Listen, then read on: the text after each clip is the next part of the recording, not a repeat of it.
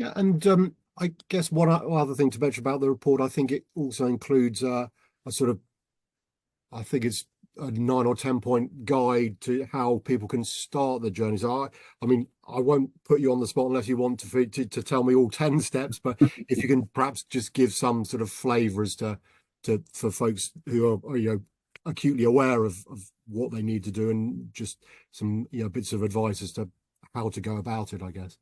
Yeah, yeah. I mean, this being the first report of the ESG Unwrapped initiative, if you like, and as I've said before, where it goes, who knows? And it's while the appetite's there, we will keep investing our time and resource into sharing this information. But that sort of 10 step guide that you referenced there, Phil, that is very much based around our own experience. So this is things that we didn't know about until we started on our journey last year. So what we've tried to do is make it an easy 10 step guide to getting started with ESG.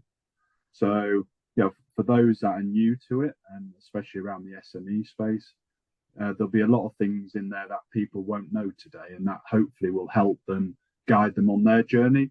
And that's not saying this is the gospel of how to do ESG. It's just here's a 10 step guide of things that might be useful for your business.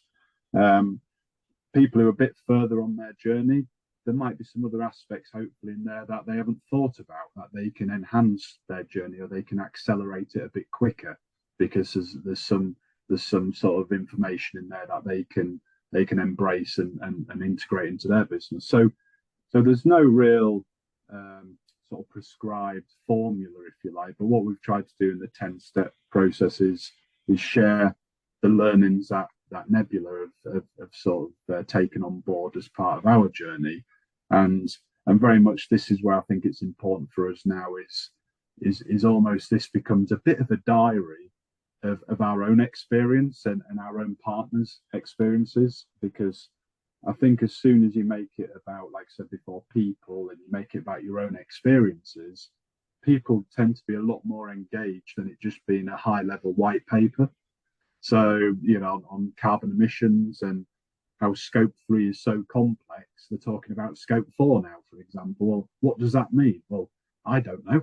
I'm no expert, so I don't know. So for us, it's as we gather that information is what can we do to help support, because as a channel services business, it's our job to share information about latest technology, latest service offerings.